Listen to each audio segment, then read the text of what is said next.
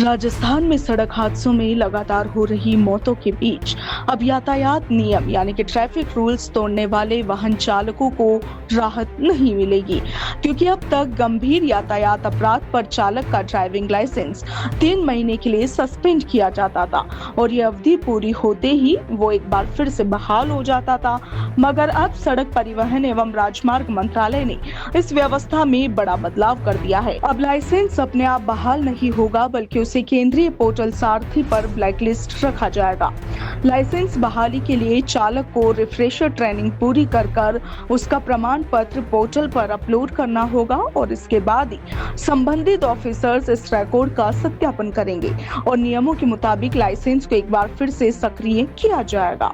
इस व्यवस्था का उद्देश्य ये सुनिश्चित करना है कि रूल्स ब्रेक करने वाले चालक दोबारा सड़क पर उतरने से पहले सुरक्षित ड्राइविंग के रूल्स को समझे और उनका पालन करने को तैयार हो।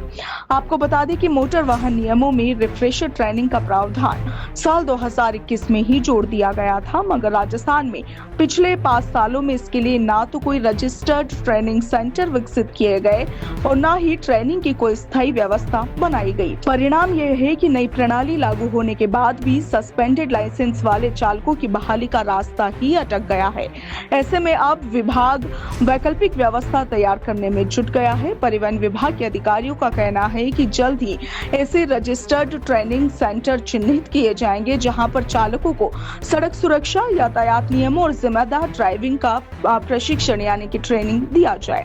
इसके साथ ही प्रशिक्षण प्रक्रिया को सरल और पारदर्शी बनाने के लिए ऑनलाइन रजिस्ट्रेशन जैसी व्यवस्था पर भी विचार किया जा रहा है। इस नई व्यवस्था का उद्देश्य केवल दंड देना नहीं, बल्कि नियम तोड़ने वाले चालकों के व्यवहार में सुधार लाना और सड़क सुरक्षा को मजबूत करना है।